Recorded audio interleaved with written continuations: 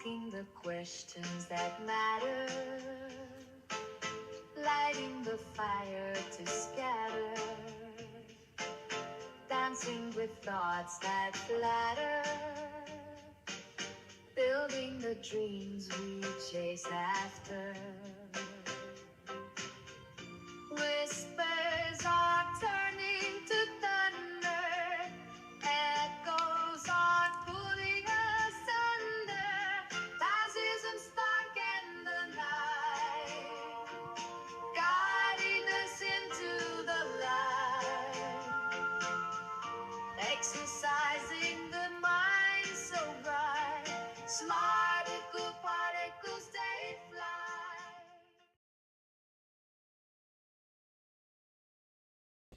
I think a lot of times people think kindness is a weakness and have a tendency to think that, oh, if you're kind, you're not, there's no strength there, especially with how evil our world is right now. Good evening, good evening, good evening. Thank you for joining me for this update on the Kirk Conspiracy. We got a couple of things to get through here. Oops.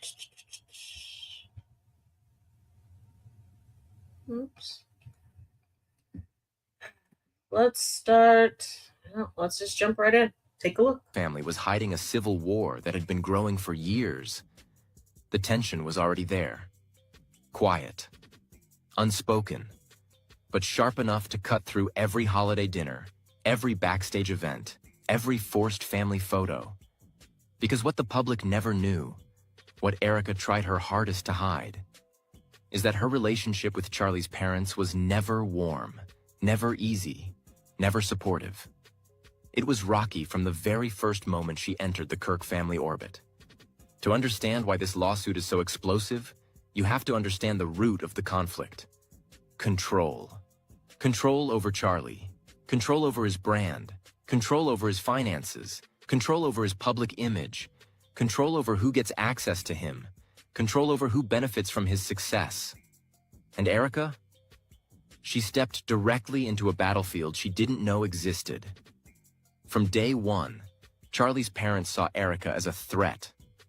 Not because she was loud, not because she was dramatic, not because she was controversial, but because she had influence over their son in a way they didn't. Erica wasn't just a wife. She positioned herself as his advisor, his partner, his gatekeeper, the new backbone of his brand, and the parents hated it. Insiders say the conflict started during wedding planning. Charlie's parents allegedly questioned everything. Why is Erica choosing that venue? Why is she controlling the guest list? Why is she pushing Charlie towards certain donors? Why does she get so much say? Erica at first played nice, smiled, ignored the shade, tried to win them over, but nothing worked. Because Charlie's parents weren't judging her as a daughter-in-law. They were judging her as a business obstacle. They had big plans for their son. Plans that involved them being at the center of his brand. Plans that did not include Erica having any control. So when Erica married Charlie,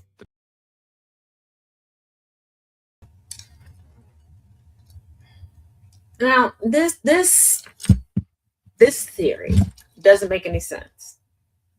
Why would the parents be upset that a bride is acting like a bride?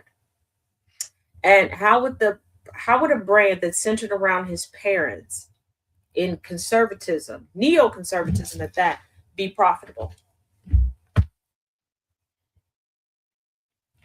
If Charlie Kirk would have centered Turning Point USA, Tapusa, if you will, around his parents and what they think and what they were telling him to do, how would that have been profitable? That's a theory that I can't get behind. I can't. That does not make a lick of sense.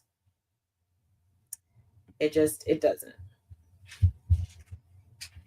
Let's go to the next one. I mean, just becoming a CEO of a shoe company is not gonna give you happiness. Women have it so mixed up. You can have a career after children, but if you try to have a career while you have your kids, There is no such thing as balance. That is such a myth. Many people are concerned, to say the least, that Erica Kirk has made this about herself since Charlie was killed. And then you see her past, and you see how she has always been trying to make this about herself. We believe, a lot of us do, that her primary vocation is to her children as a mother. Many believe, based on what Charlie advocated for, that this is what he would have wanted for her too. And that isn't based on what we think. It's based on what Charlie Kirk actually said himself. And it's also how Erica represented herself while Charlie was alive and they spoke together. Watch this. Study shows that married women with kids are the happiest. Why do you think that is? I mean, it's just nature. I mean, just becoming a CEO of a shoe company is not going to give you happiness. Women have it so mixed up. You can have a career after children, but if you try to have a career while you have your kids, there is no such thing as balance. That is such a myth. I can't spend half of the day doing one thing. I missed out half of that time with being with the kids. So like you have to choose where your heart has to be fully with the home. You have to make that decision on your own, but you can always, after your kids are in school or after they're in high school, you can always go back to work. You can always find a way to get back into the workforce. But if you miss those precious first few years, that is so hard to make up because memories are so much more important than an added paycheck.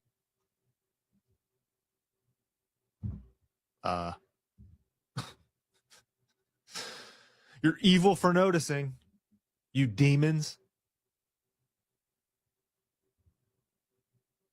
You deserve a spot in hell if you thought that maybe she meant what she said while Charlie was alive. See, based Christian men and women have an issue with Erica. No.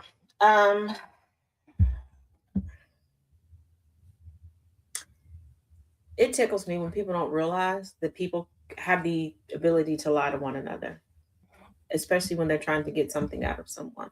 If Erica Kirk truly believed that, she would not have jumped into the realm of taking the helm of Tapusa, number one. Number two, let's not forget the origin story that Charlie and Erica gave for their relationship. That Erica was applying for a position at Tapusa, at Turning Point USA, TPUSA, Tapusa. He told her, forget about that.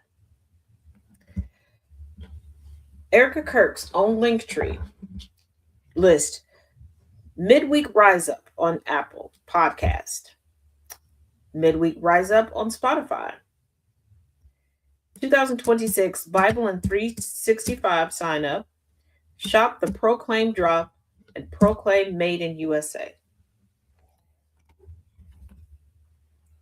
Okay. In her comment sections,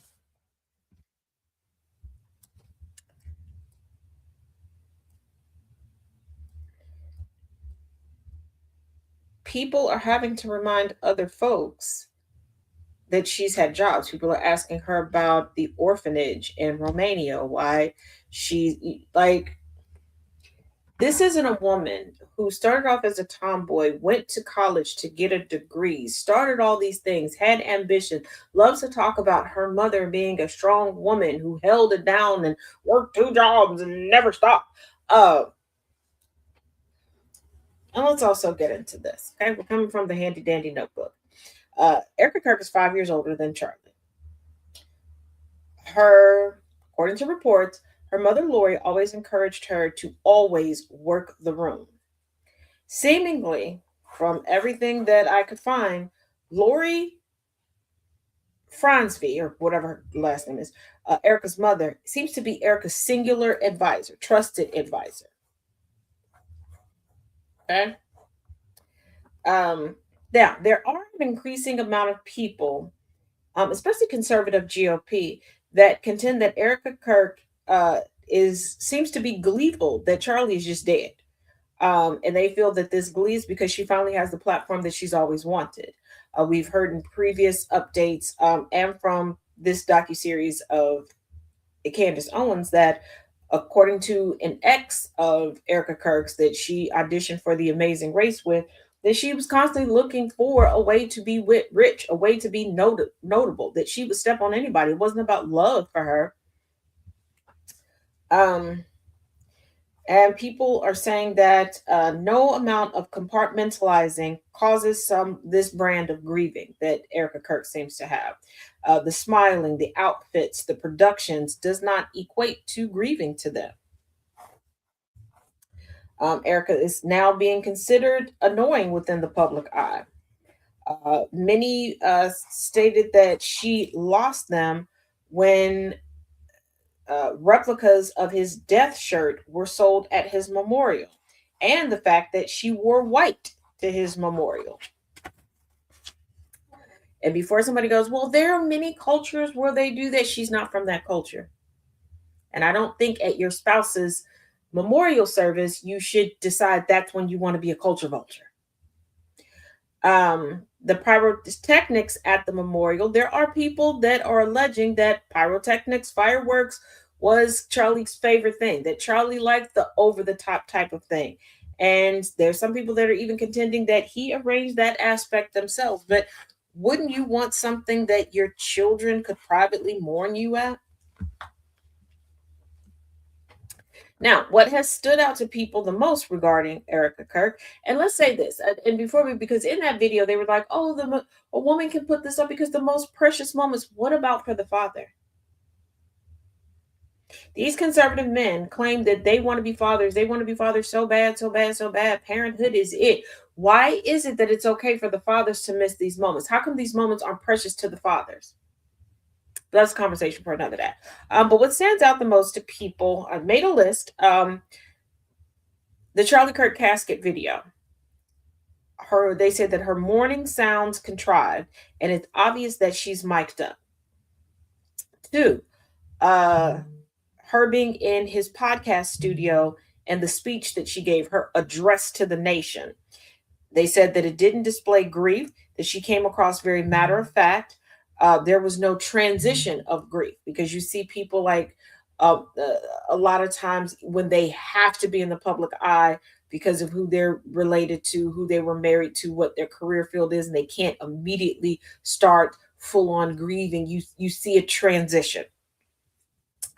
Then the Memorial Fest, to Pussalooza, the eye dabbing with no visible tears, no mourning period, and semi-immediately being named Tapusa's CEO. Once again, people say that she seems to be celebrating getting away with murder. Now, defenders of Erica claim that she doesn't want the spotlight. She's only doing what Charlie wanted her to do. Charlie did not believe in women being leaders. Before you go, but his bestie was Candace Owens, and he supported her being a girl boss because she's black. Because she's black. I need y'all to realize that women's history in the United States is not cohesive and collaborative. We did not all go through the same things at the same time. We are still to this day not looked at the same way. It is okay for a black woman to be a workhorse, because who do you think was doing the work for these traditional white women? It has never been cool for black women to be kept, to be the trad wives, to be the stay-at-home moms. Just look around social media and look at the criticisms. In every video where Charlie Kirk is talking about relationship, marriage dynamics, that was not his intention. That's why initially so many white men were vying to be Charlie's replacement when they were like, oh, they're not going to have a mourning period.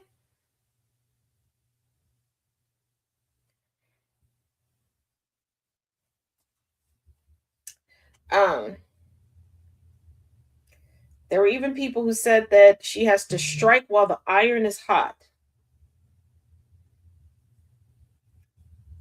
people who say that, I don't think that you realize that they're saying that the only way she's going to be popular and profitable is banking off of her husband's death, which it's not giving what you think it's giving.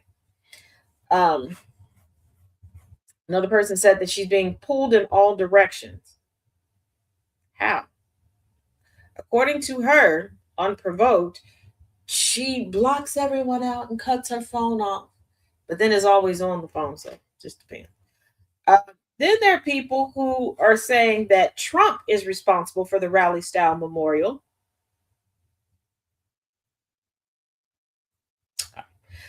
And there are people who are saying that all she's doing is activism, and activism is a form of grieving. You're right. And I've seen parents, spouses, who have lost loved ones in mass shootings, etc. And they have, turned their grief into activism. She isn't even being an activist for her husband. She's not involved in the investigation. She's not involved in the court case. She's not saying anything. She has moved on like that man never existed, as if he was a character. Like there, if you remember, like when McDonald's first came out and they had, they would do ads with like hamburger, grimace, and everything else. She's moved on like, oh, they just decided to drop the hamburger and no big deal.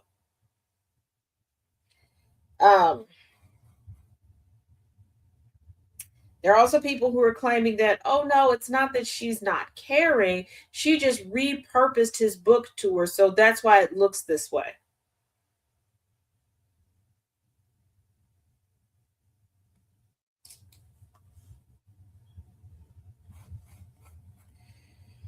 Then there are people who are saying that she's only criticized because she's right-winged and liberals are never criticized.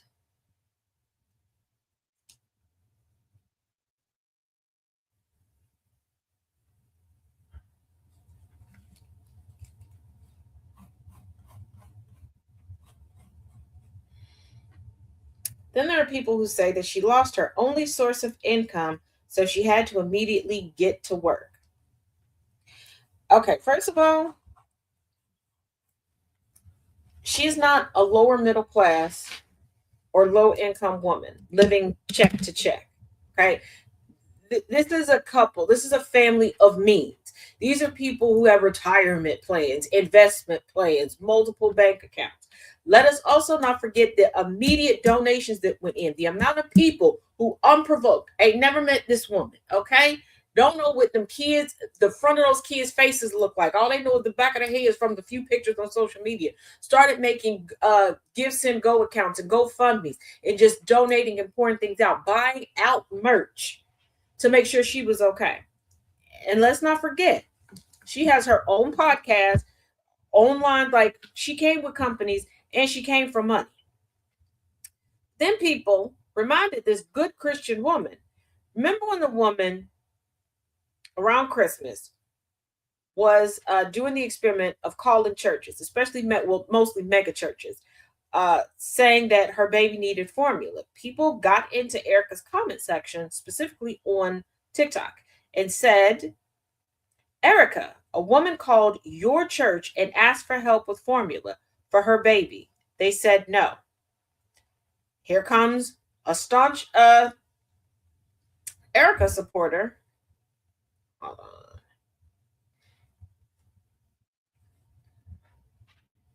Because they are quick to demonize people. They're like, oh my God, why is if Candace Owens claimed that she was Charlie's friend, why is she doing this to his widow? First of all,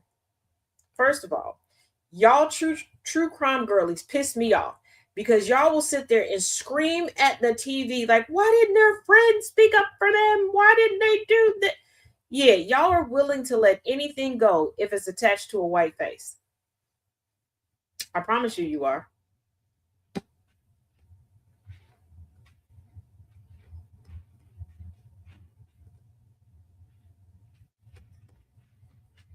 What? Hold on.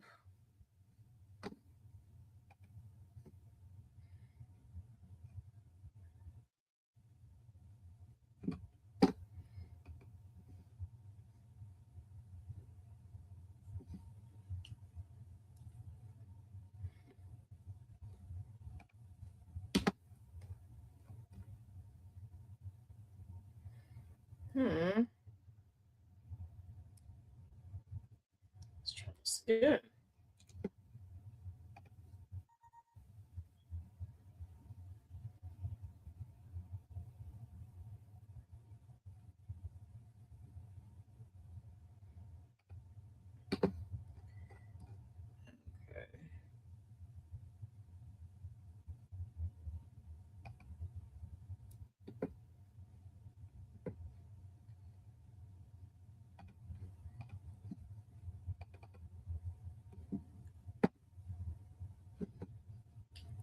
All right, there we go.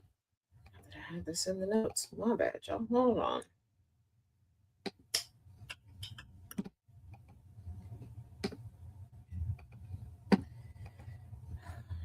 You know, I need sleep. There we go. So,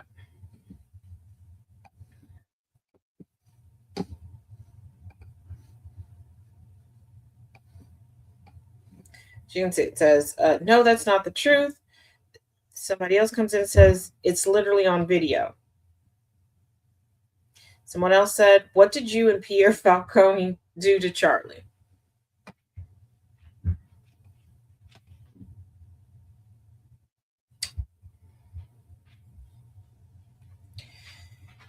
Now, for the sycophants that were like, no, it was really the president that put this on, blah, blah, blah, that's his style.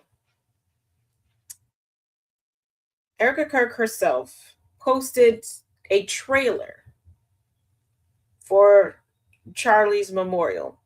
And part of the caption, it was a whole dissertation. Part of the caption is, there's no linear blueprint for grief. One day you're collapsed on the floor, crying out the name Jesus in between labored breaths. The next you're playing with your children in the living room, surrounded by family photos and feeling a rush of something you can only attempt to define as divinely planted in bittersweet joy as a smile breaks through on your face. They say time heals, but love doesn't ask to be healed. Love asks to be remembered. It's humbling to realize that this magnitude of suffering didn't steal my love for my husband. It amplified it. It crystallized it. Why would him dying make you no longer love him? And what I've realized through these past 30 days is the greater the suffering, the purer the love. And I have never loved more than I do now.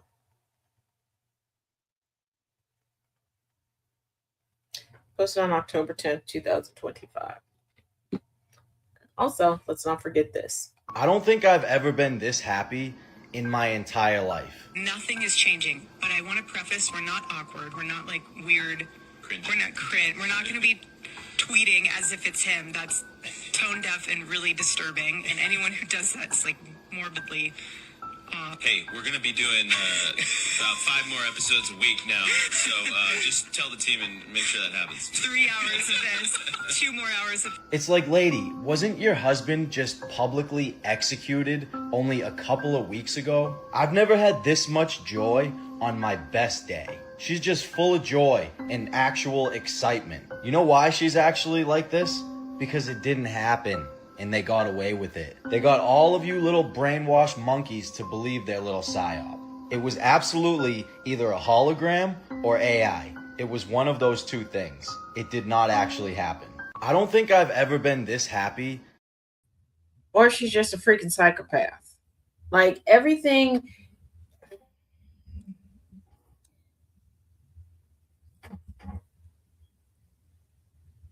How would they have been able to pull off a hologram in that space where they were? And what would be the point of a psyop using Charlie Kirk? It is amazing the power that y'all give people.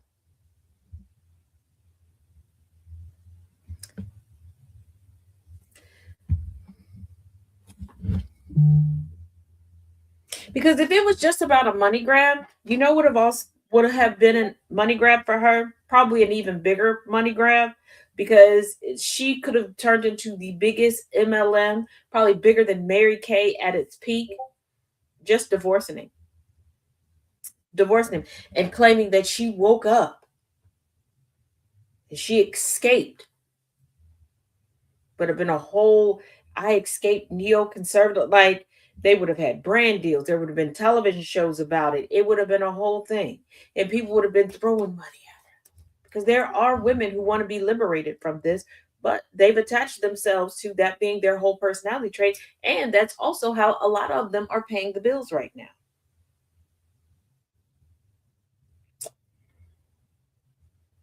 But it's just like y'all think that they got cloning technology that's so perfected and they're choosing to clone rappers.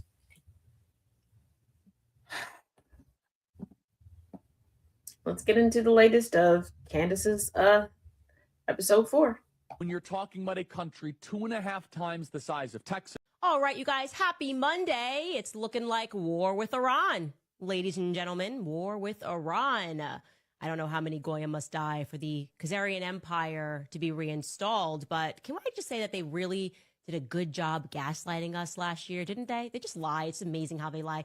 You guys are panicins. That's what they called us, panicins.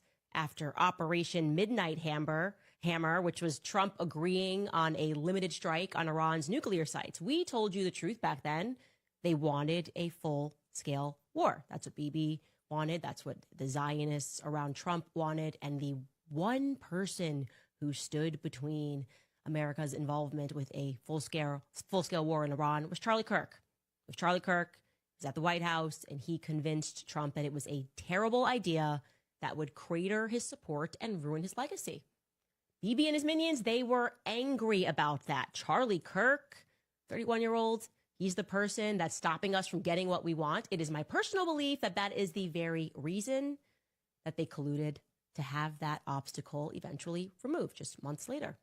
That's what my timeline reveals to me, that it is very likely a plan was set in motion after Charlie beat Bibi's desires at the White House. Now, I believe on the basis of evidence that Charlie's murder was likely a very sophisticated military operation that was meant, and here's the funny part, this is how insane these people are, ironically, they wanted his murder to galvanize American support behind Israel. That was their plan. That's why Bibi immediately got on the air to remind you all how much he loved Israel, right? They wanted to all get out there and say that because they didn't want us to learn that Charlie had actually abandoned their cause entirely. So Charlie was removed, and in his place, we got a Shabbat Shalomin, not so grieving widow. This is the book my Charlie wanted you to read. He just finished it. He loves the Jews. He just finished speaking about how much he loves to Shabbat and to Shalom and to say daddy's home and to throw down his phone, Barry Weiss. It's just incredible when you think about it all coming together. Who are you, Erica Kirk? I seek to know. Welcome back to Bride of Charlie. We have nothing to hide.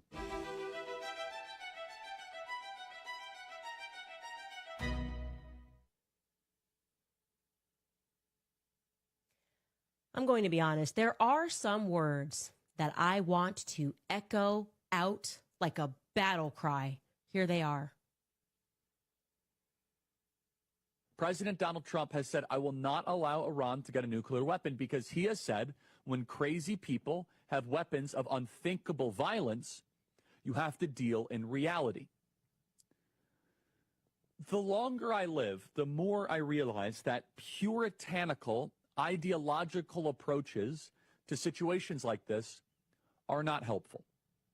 On one side is the Lindsey Graham, John Bolton types, where they are actively calling for regime change. Here is Lindsey Graham. This is just lunacy. We want to go all in and take out the regime. It's time for us to close the chapter on the Iranian Ayatollah and his henchmen and start a new chapter in the Middle East. And that sounds good, doesn't it? But what have we learned when it comes to wars, and especially wars in the Middle East? What you draw up on a whiteboard rarely happens. What you think theoretically is going to occur, there might be unintended and unforeseen consequences, especially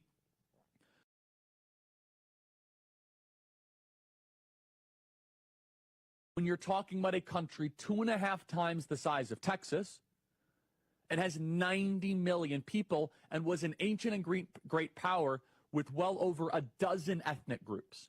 Who's going to run the country exactly, Lindsey Graham? This sounds like Hillary Rodham Clinton in Libya. So I'm pointing to the first extreme right now, the neoconservative extreme. We must go take off the head of the snake right now. And Donald Trump is doing a phenomenal job of resisting these calls for regime change. Yeah, the Ayatollah is awful, but maybe he's one of the few guys that can keep that country together and not have a 90 million person civil war. Lindsey Graham is so consistently out of his mind, it's hard to even comprehend. I honestly don't think the neoconservative extreme needs to be represented philosophically anymore. It's uninteresting to me.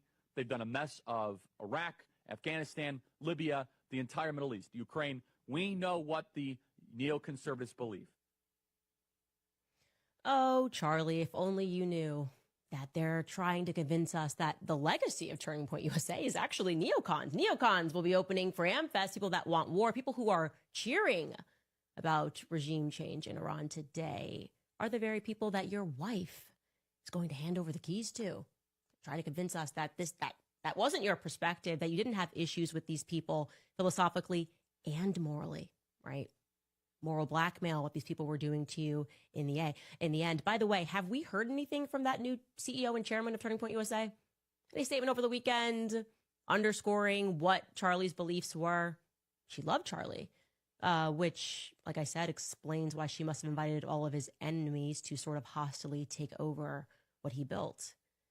These people are shameless. So shameless, in fact, that over the weekend, his quote-unquote best friends, despite us being able to clearly hear what Charlie felt about Iran, about the idea of regime change in Iran, his best friends, the amazing McCoy and, of course, wargaming Blake Neff, actually got into his studio and shared this. Take a listen. He also always did have trust with the president, and he would look for the bright side of things. And he was an American patriot, so he would pray for our success once that began.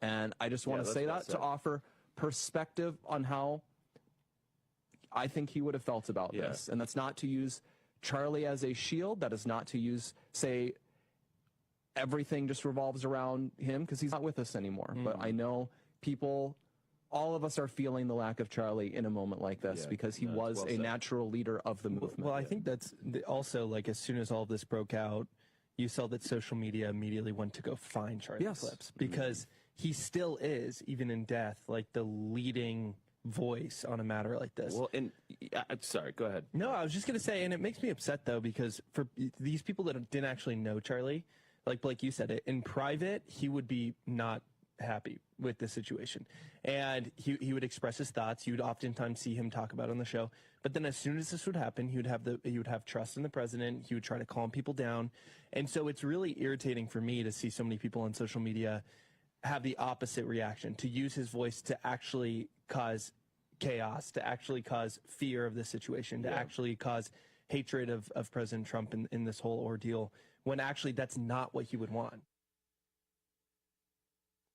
It really is just amazing to watch it. It's just shameless, like I said.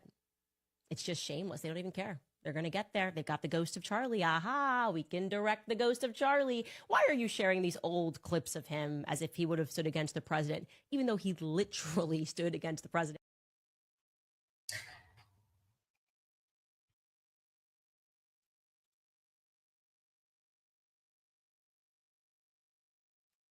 Charlie Kirk did not have the ear or the influence that they're trying to act as if he had.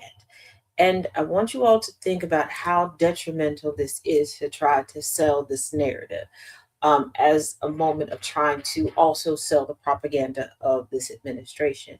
If you're telling me that the president, the sitting president of the United States, is easily influenced by a podcaster who cannot win a debate, we are cooked. Actually, we are burnt up to a crisp. We should be tossed in the trash.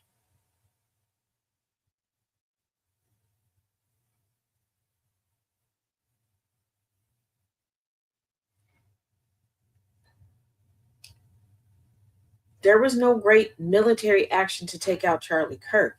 He was not influencing policy. Let us not reverse the order of operations here. There were lobbyists, there were tech bros, there were politicians who came to Charlie. This is how he made his money. And they would give him talking points to spew out. No different than other right-wing influencers that are collecting checks right now. Charlie was paid to say certain things, and he did it with a smile on his face. And just like Tucker Carlson, from time to time, his actual views, what he thought would come out. And there is that. No more, no less. I know that at times we can be biased and we can think of our friends being greater than what they are. But there was no big military action to take out freaking Charlie Kirk. Like, let's be real. What would anybody gain from him being taken out? You think the whole military, you think the whole of the United States government just came together to help Erica Kirk avoid a divorce and having to split things down the middle? Because it's not like people from the administration came in and took over at Turning Point USA. And what I'm beginning to see is that Erica Kirk and Charlie Kirk did not speak to one another. They had a business relationship, which is fine. There are a lot of transitional marriages out there, a lot of transitional non-marital status relationships out there. She didn't know who he didn't get along with, and she didn't care. This is why she's okay with chumming it up with Nicki Minaj and all these different people. She's about the bottom line, the almighty dollar. Sometimes it's just that simple. You joke about police not having a high close rate when it comes to certain crime. Yeah, because y'all are looking for something to be so fantastical, for you to break the case of the century and get your name plastered all over the place. Generally, it's very simple. I think y'all forget just how stupid and simple human beings are. On average, people are not that smart. That's what we have for today. Any further updates, I will bring them to you. As always, thank you for joining me here. Till we meet again.